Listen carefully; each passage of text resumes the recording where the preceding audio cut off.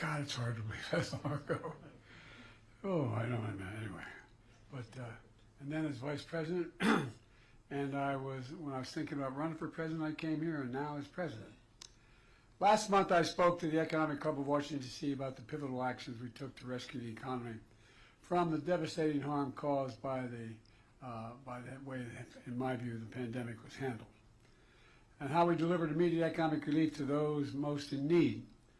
We got back to full employment, got inflation back down, managed a soft landing that most people thought was not very much likely to happen. Today, here at Brookings Institution, I'd like to talk about the pivotal actions we've taken to rebuild the economy for the long haul. You know, and how we're at a critical, in my view, moment in the direction of the economy is going to take. Next month, my administration will end and a new administration will begin. Most economists agree the new administration is going to inherit a fairly strong economy, at least at the moment. An economy going through fundamental transformation that's laid out a stronger foundation and a sustainable, broad-based, highly productive growth. That is my profound hope that the new administration will preserve and build on this progress. Like most great economic developments, this one is neither red nor blue. And America's progress is everyone's progress. After decades of trickle-down economics that primarily benefited those at the very top, we've written a new book that's growing the economy, the middle out and the bottom up, that benefits thus far everyone. And this is going to be the test going forward. Over 16 million new jobs, the most in any single presidential term in American history. The lowest average unemployment rate of any administration in the last 50 years. 20 million applications for new business records. I mean, it's for new business, that is a record, I should say. Stock market hits record highs. I wish I owned a lot of stock. You know, the worst part of all this, I acknowledge at Brookings, for 36 years I was listed as the poorest man in Congress. What a foolish man. Anyway, 401ks are up. More than $1 trillion in private sector investment in clean energy and advanced manufacturing in just 2 years alone. After decades of sending jobs overseas for the cheapest labor possible, companies are coming back to America, investing in building here and creating jobs here in America, in my view, where they belong. And of course, this economic growth is not without pain. The entire world faced a spike in inflation due to disruptions from the pandemic and Putin's war in Ukraine. We acted quickly to get inflation down with the help of Republicans and Democrats. Inflation came down to pre-pandemic levels.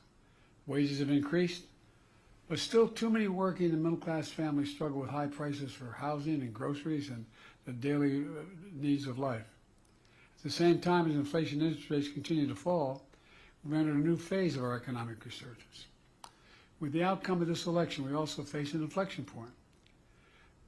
Do we continue to grow the economy from the middle out and the bottom up, investing in all of America and Americans, supporting unions and working families, as we have the past 4 years, or do we move backward, in my view, backslide, to an economy that's benefited those at the top while working people in the middle class struggled for a fair share of growth and economic theory that encouraged industries and livelihoods to be shipped overseas. And I might add, I'm not anti-corporation. For 36 years, I represented corporate America.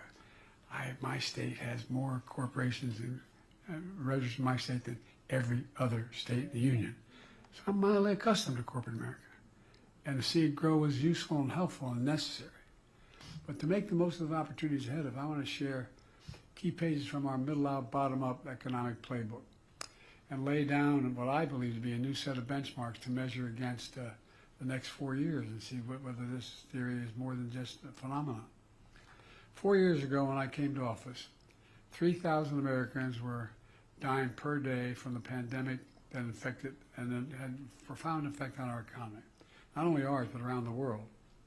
Millions of Americans lost their jobs or at risk of losing their homes. Hundreds of thousands of factories and businesses, hundreds of thousands, closed and creating despair in communities. I remember when I was campaigning, they'd say, my dad used to work at that factory. My grandfather works at that factory. It's gone. People lost hope. They lost hope, particularly through the Midwest and other areas of the country. Supply chains was shattered. Prices soared in everything from cars to homes to appliances. The previous administration, quite frankly, had no plan, real plan, to get us through one of the toughest periods in our nation's history. In fact, there's an old saying, the only tool you have in your toolbox is a hammer. Everything looks like a nail. Over the course of decades, Republican leadership, and I'm not a, those of you who know anything about me and my career in the Senate, I had as many Republican friends as Democratic friends, for real. I'm not one of these, anyway, I won't get going. But I've never been a big fan of trickle-down economics. It was a hammer that was hammering working people. My dad used to say, my dad was a well-read man who didn't get to, he got accepted to go to Hopkins, but during the war he never got to go. What my dad used to talk about, he said, Dad, Joey, not a whole lot trickles down on my kitchen table at the end of the month. Slashing taxes for the very wealthy and biggest corporations, diminishing public investment in infrastructure, in education, in research and development. And keep your eye on it. We're going to find out whether or not what they want to do on each of those areas continue to slash makes sense or not. Offshore jobs and factories took off for cheaper labor overseas, destroying unions while imposing costs on those products made in America. And despite the mythical reputation to pay for itself, trickle-down economics deeply worsened our fiscal outlook, in my view. To offset the cost, advocates of trickle-down economics ripped the social safety net by trying to privatize Social Security and Medicare, trying to deny access to affordable health care and prescription drugs, lifting the fortunes of the very wealthy, often meant taking the rights of workers away to unionize and bargain collectively. And by the way, I'm all for the very wealthy. I'm not joking. You can make as much money as you can, good for you. But everybody's got to pay their fair share. And by rewarding short-termism in pursuit of short-term profits, extraordinary high executive pay, instead of making long-term investments in many cases. As a consequence, our infrastructure fell further behind. A flood of cheap imports hollowed out our factory towns. Remember Infrastructure Week? We had Infrastructure Week for 4 years and nothing got built.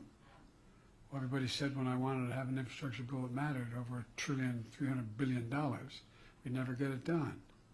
We got it done. Next president has a game plan I laid out, and by the way, he's going to find, since I made a promise I'd invest as much in red states as blue, he's going to have trouble not doing it.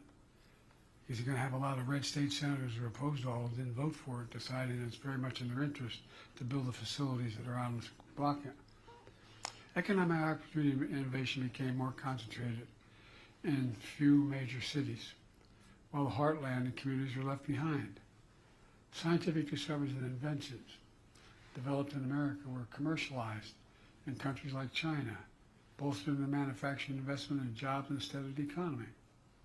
Even before the pandemic, this economic agenda was clearly failing. Working and middle-class families were being hurt. The pandemic and the economic crisis revealed a failure for everyone to see and to feel. And you know, one of the things that's going on here, they just turned off my, I'm going to go on. I lost the electricity here. Anyway, one of the things we found is that, you know, we invented the computer chip, size of the tip of your little finger, to power everyday lives, from vehicles to advanced weapons, cell phones, everything in between. The United States invented these computer chips, but over time we stopped making them. In the very beginning, we produced 40% of them in the world. Well, they all went overseas almost, virtually all. So when the pandemic hit, we found out how vulnerable America was. Supply chains abroad got shut down in the Far East because people got sick. The factories making the chips closed. And all of a sudden everybody started learning about supply chains, a phrase that was probably used more in the last 4 years than the last 40 years. No, I'm serious. Couldn't get these chips. Prices soared. For example, it takes over 3,000 chips to build an American automobile, 3,000. But when the overseas factories making those chips shut down, the production stopped and the cost of new cars soared. You know, it didn't have to be that way. And I was determined to change that. I remember looking at my staff and saying, I'm going to South Korea. And they said, you're what? Oh, you think I'm kidding? See, the guy next to you is a brilliant economist. He didn't think I was so brilliant going overseas. But all kidding aside, I came to office with a different vision for America. That's been consistent with my record, good, bad, or indifferent, since I've been a senator. Grow the economy from the middle out and the bottom up. Invest in America and American products. And when that happens, everybody is. The wealthy still do very well. And all of America, no matter where they lived, whether they went to college or not, I was determined to restore U.S. leadership in industries of the future. You know, 4 years later, we have proof that the playbook is at least now working. You know, within the first 2 months of office, I signed the American Rescue Plan, the most significant economic recovery package in our history. And I also learned something from Donald Trump. He signed checks for people for $7,400 because we passed the plan. And I didn't, stupid. Anyway. But all kidding aside, I realize we're talking about the impact of politics, but the economic basic principles are what we're after. You know, we helped pass that act, we helped vaccinate the nation. And as we return to full employment, this was just the beginning. We understood we needed long-term investments for the future. Investing in America agenda, which includes my bipartisan infrastructure law, CHIPS and Science Act, the Inflation Reduction Act. Together, they mark the most significant investment in America since the New Deal. And that's a fact. I mean, whether it's good or bad, that's a fact. The Inflation Reduction Act alone is the most significant investment in climate and energy ever anywhere in the entire world. We were told we couldn't get it done. We got $368 billion. We make these investments. When we make them, we buy America. Buy American has been the law of the land since the 30s. I won't go back, it takes too much time. But you go back to the laws Lincoln, my lord. You go back to the laws that Roosevelt passed about allowing unions to resist being stepped on and organized. Well, there's a provision, a Buy America provision. I was a senator a long time. I thought I was pretty informed. I didn't know it existed.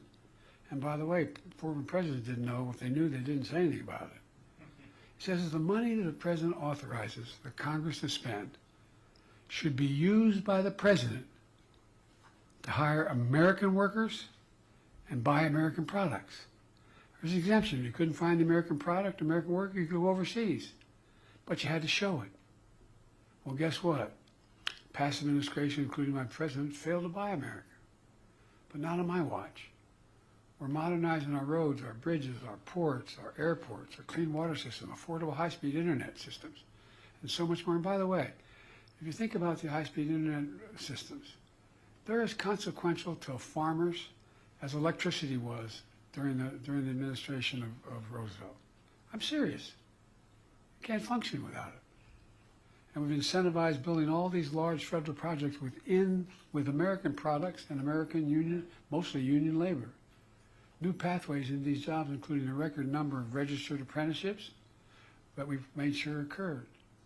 As I noted earlier, when I came to office, semiconductor manufacturing had moved overseas.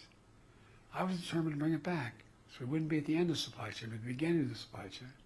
And that's what we've done with my CHIPS and Science Act, which has attracted $350 billion in private sector investment in America, including from Korea and from Taiwan. I remember when we went to digress, I shouldn't because of a long speech, but to digress just a moment, went to South Korea. And I met with Yoon and I met with Samsung. I said, why are you making this billions-dollar investments in what we call the Field of Dreams outside of Columbus, Ohio? He said, because you have the most capable workers in the world, and it's the safest place in the world for me to make my investment. These investors are building what they call new fab. You all know this, but a fab is new factories, but they're these giant things, big as football fields. And guess what? When they're built, they employ thousands of people. And guess what? The average salary, $102,000. And you don't need a college degree to do the job. These investments, massive chips factories, these fabs, these size of several football fields, as I said. And the field of dreams from all across America, from New York to Ohio to Arizona. I mean, you know, and when I ask these companies why they're investing, again, not a joke. I give my word, and you all know that. You're businesswomen, man. You all know it. They say we have the most qualified workers in the world. Everybody thinks that, you know, I have trouble with my union friends. They're not very good salesmen for themselves. Everybody thinks, the average person out there thinks, to say, I want to be an electrician. 5 years later, as an apprentice, you can become an electrician. Look, CHIPS investments are creating over 125,000 jobs so far. Many of those jobs are paying over 100 grand a year, and we don't need a college degree, as I said. And it's not just fabs. These investments are creating opportunities for entire communities. Small businesses creating even more jobs when they move. When you build, for example, you build one of these fabs, whether it's in Syracuse or wherever, they're all over the place. Guess what? You know what happens? They end up building drugstores, coffee shops, automobile dealerships. They build entire communities because thousands of people move in who can afford to live a decent life. In fact, and we knew in the beginning, this wasn't going to come to fruition in my campaign, my administration. It takes time to get this done. But watch 2, 4, 6, 8, 10 years from now. We'll soon be the only economy in the world to have all 5 of the major chip companies operating in the United States of America. It's not only creating thousands, it will create thousands of jobs and good paying jobs, building chips factories. We're always creating those jobs for workers installing more solar panels, batteries, selling more electric vehicles than ever before. You know, that's a construction boom and manufacturing boom all across America. It's just going to continue to pick up with the billions of dollars being invested. When faced with unfair practices from abroad, we've taken a tough but targeted actions on behalf of the American worker, American businesses, and factory towns. You know, we know the pandemic and Russian war in Ukraine and inflation created enormous pain and hardship all across America. It's true for every major economy in the world. But we took aggressive action that brought prices down. For example, after Russia's invasion of Ukraine, causing gas prices to spike globally, I ordered the biggest release of ever in our Strategic Petroleum Reserve. That's all that you all know. Most people listening wouldn't, but that's all that oil we've saved up. And we challenged the oil and gas companies to take their record profits and invest more in production. Invest more in production. Today, American energy production is at record levels, including in oil and gas production. Gas prices are down to $3. $3, below the price before Russia's invasion. In addition, we've successfully pushed back all the oil released at a much lower price, and we've refilled the facilities, making the taxpayers in the process $3.5 billion. Brought it out, got it back, a hell lot cheaper to fill it back up. Now inflation is coming down faster than almost anywhere in the world in advanced economies. As inflation eased and the strong labor market persisted, inflation-adjusted wages and incomes began to rise. Average after-tax income is up almost $4,000 than prices on average for average Americans. 80% of working-age Americans have jobs, near a multi-decade high. We're creating a record jobs. 60% of all Americans who chose to pursue a four-year degree, who chose not to pursue a four-year degree. With our historic backing of union, public support for unions is the highest it's been in more than half a century. And the labor movement is expanding and changing, and new companies are in industries. Here's why it's important for all workers. I asked the Treasury Department when I was pushing for union expansion to do a study. They found that when union wages go up, everybody's wages go up across the board. It matters. The middle out, bottom up playbook is also asking that the very wealthy the most profitable corporations, begin to pay their fair share. I won't use the usual site that's used. We got 1,000 billionaires in America. Their average federal tax is 8.2%. Anybody want to trade with them? Well, look, my predecessor's $2 trillion tax cut overwhelmingly benefits the very wealthy and the biggest corporations. delivering tax cuts to the top 1% worth more than 50 times the tax cuts that went to middle-class families received. My approach is leading to better results for everyone. I kept my commitment that no one, and it didn't make me very popular with Democrats, no one earning less than $4,000 a year would see $400,000 a year would pay an additional single penny in additional taxes. No one. Not only I fought hard to expand the child tax credit for working families, but cut child poverty nearly in half. And by the way, it increases economic growth. More women can go back to work. More women can grow the economy. Expanded tax credits to make health insurance more affordable for millions of Americans enrolled in the Affordable Care Act. By the way, the other team tried to get rid of it, 51 votes, okay? After a decade of severe underfunding, I fought hard to make the IRS have a budget with enough personnel and technology. And it's awful hard. It's easy to go after my taxes, not a problem.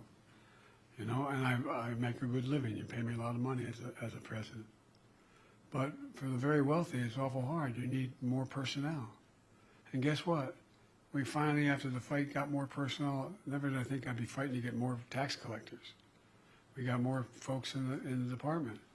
Result, the IRS has already collected over $1 billion in unpaid taxes from the super wealthy that had not been paid in the past.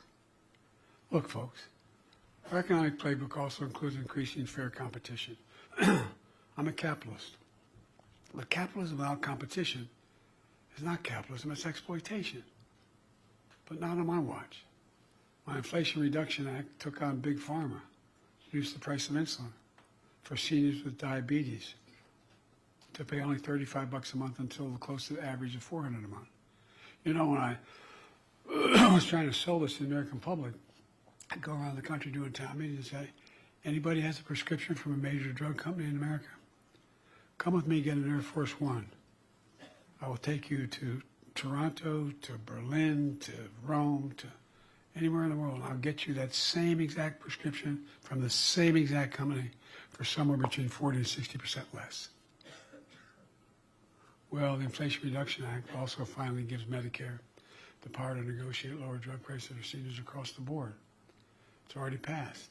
Starting next month, out-of-pocket prescription drug costs for seniors, total prescription drug costs, we capped at $2,000 a year, no matter how much they spend, no matter how expensive their drugs. And you all know it, because some of you, like me and others, have lost families to cancer and cancer treatment. Those drugs, cancer drugs, cost $10, $12, $14 thousand a year. These other reforms not only save seniors money, not only saves the patient money, but guess what? It saves every one of you taxpayers money, because the federal government is not paying out $160 billion over the next 10 years that had to pay it now. Because they're not paying that, they're paying $35, not $400 for the prescription. Exorbitant prices of pharmaceutical companies have been charging. We're also lowering costs by eliminating junk fees. Junk fees are those hidden costs that can add up to hundreds of dollars for the average American family. You know, hidden costs like excessive banking overdraft fees. So I didn't realize I had the power to do this, but we brought them down from average of $35 a month for an overdraft to $5 a month. Cost the banks a lot of money, but it was fair. $35, deal with the overdraft. And in addition to that, there's late fees for credit cards, apartment application fees. I know most of us don't even look at that, but just to apply.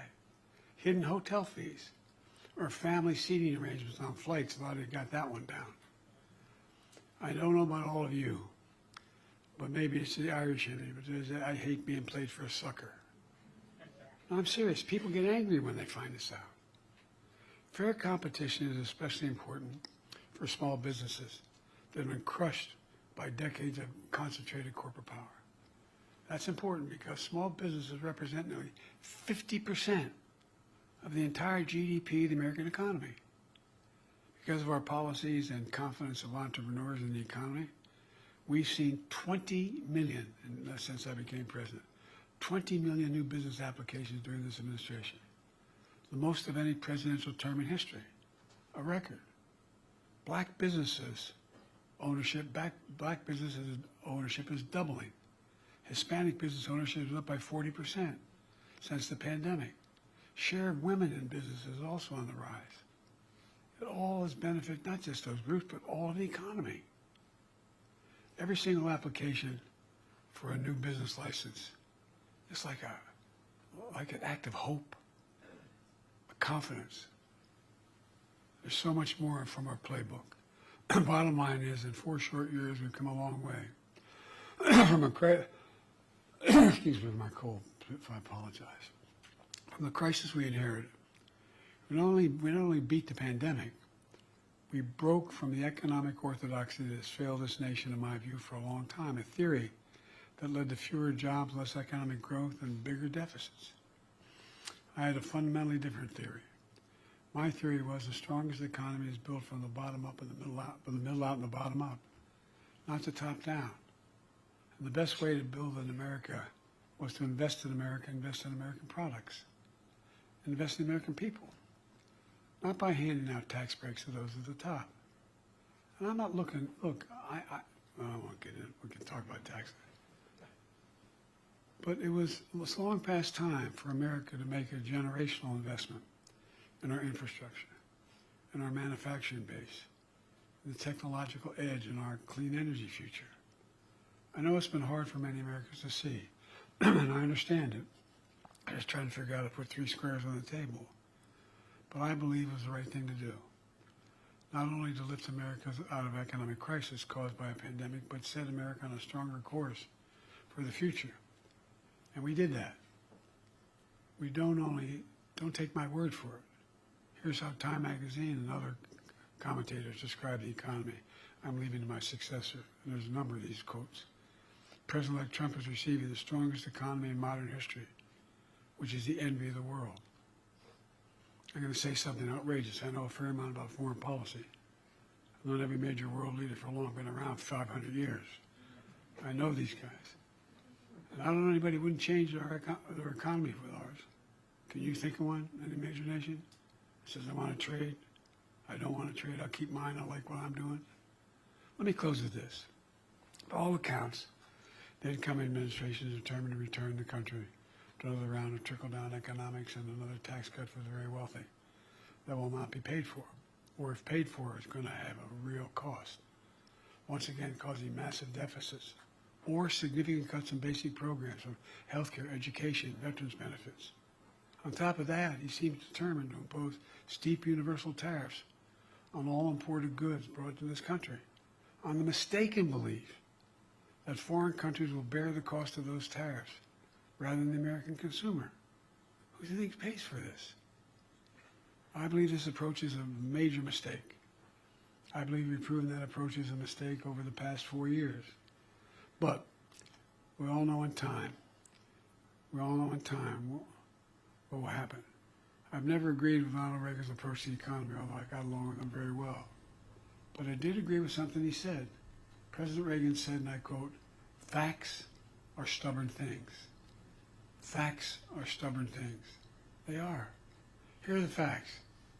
A set mark of benchmarks, if you will, that we should measure the success or failure of our next 4 years. During my presidency, we created 60 million new jobs in America. Will the next president create jobs, or like Herbert Hoover, be the only president to lose jobs in his administration? During my presidency, will we see the lowest average unemployment rate of any administration in 50 years? Will the unemployment be higher or lower in the next 4 years? We have had a strong economic growth of 3% on average on a yearly basis. Will the next president have a stronger or weaker economic growth? And inflation, yes, inflation. We're battling through worldwide effects of the pandemic, Putin's war in Ukraine, and supply chain disruptions. I'm meeting the next president with an inflation rate that's near 2%. Where will inflation be at the end of the next president's term? Look, these are simple, well-established economic benchmarks used to measure the strength of any economy, the success or failure of any president's 4 years in office. They're not political or rhetorical opinions. They're just facts, simple facts, as President Reagan called them, stubborn facts. And one more fact as I prepare to leave office. You know, there is no country on earth better positioned to lead the world in the years to come than America. Think about it, what stunned me. And again, I'm going to say something outrageous. I have as much experience in foreign policy as any president in history of the United States has had. Chairman of the Foreign Relations Committee, anyway, I spent a lot of time. I know all of them. Well, the decisions we make over the next 4 years have been transformative to the nation. But I tell you what stunned me, and I'm not being a hyper-American here. I can't name a single country in the world that doesn't think, put it this way, if we're not leading the world, who does? Not a joke. I'm not being wise guy. If we do not lead the world, what nation leads the world? Who pulls Europe together? Who tries to pull the Middle East together? How do we do the Indian Ocean? What do we do in Africa? We, the United States, lead the world. And you all are extremely experienced women and men. You know many of these leaders. You know many of these countries. Find me one that says we're not, or wish we weren't. Look, my hope and belief is that the decisions and investments are now so deeply rooted in the nation, that's going to be politically costly and economically unsound for the next president to disrupt, to cut or cut. You know, some of my friends in the Republican Party, when I do States of the Union, who holler and like, you know, those things. They're against all the things we did. Keep your eye on them. Tell me what they want the programs we voted for them to cut in their states. Show me the most conservative Republicans willing to take away the factories that are going to be built in their states. Going to be interesting. Going to be interesting. Look, I pray to God, because I think everybody has an opportunity to reconsider the growth. I pray to God the President-elect throws away Project 2025. I think it would be an economic disaster for us in the region. In fact, consider one additional fact. The historic investments we made went to more red states than blue states. Not a politically smart thing to do, and I knew what I was doing. I knew people would be angry. But the reason they're red states and they need it more is because of the decisions they made. Decisions they made. And geography. Will the next president stop a new electric battery factory in Liberty, North Carolina? Will create thousands of jobs? Will he shut down a new solar factory being built in Carterville, Georgia? Are they going to do that? You know, will we deny seniors living in red states $35 a month insulin? I believe the only way for a president to lead America was to lead all of America. And I believe the economy I'm leaving at the moment, and others could do better than I did. I'm not saying it was perfect, but ends up at this moment the best economy, strongest economy in the world. And for all Americans, doing better. So we got a lot to do, and I'm leaving the presidency, but I'm not going away. Bad news for you all. Because I think we got to bring this country back together. When I announced my candidacy for president, I said I was running for 3 reasons. One was to restore the soul of America. Just decency in the way we treat one another. Politically, the way we treat one another. I know you know that back when Pat was around and others, we had vicious fights. We'd go and sit and have lunch together in the Senate dining room. Taking more of your time than I should, but one of the things that I realized when I was vice president, Barack wanted me because of my background in foreign policy and my ability to work in the Congress very well. And so about 6 years in, I decided to go up to the Senate dining room, I'm president of the Senate, to sit at the table where Democrats and Republicans sit together and began to listen again, just talk to people. Well, guess what? No place to go. You've been to the senator's dining room where they take you into the room where you can eat with other senators and other people. But right, the doors on the left of that elevator are private dining. It used to be a long buffet table. You walk in, a long table sitting, I guess, 16, 18 people on the right, parallel with the table, and you walk through an archway, and there's a table going the other way. One was a Democratic table, one was a Republican table. And when there weren't enough to sit at any one table, then they all sit together. It's hard to really dislike an individual that you strongly disagree with when you find out his wife is dying of breast cancer, or he just lost a child, or he's having serious physical problems himself. We knew each other. I really mean it. Barack used to drive Barack crazy when we met every morning at 9 o'clock, and with his last priest, we'll talk to one another when the day ended. And always give me, he said, I know. All politics is personal. But it is. It is. I watched Teddy Kennedy and Jim Eastland rip each other apart on the floor and then go down and have lunch together. So one is to restore the soul of the country. The second thing to do, I was trying to do when I ran, was to begin to restore the middle class, to focus on people most in need. And thirdly, was to bring the politics together again. Again, we don't have to agree with one another, but we sure in hell have to stick with the system that's allowed us to strongly disagree and yet keep within the confines of the admonitions of the Constitution. I've taken much too much of your time, and I apologize, but you're among the most informed people in Washington. And I would really appreciate down the road here a little bit any constructive criticism you have, and I'm sure you have some. All right, thank you so very much for having me.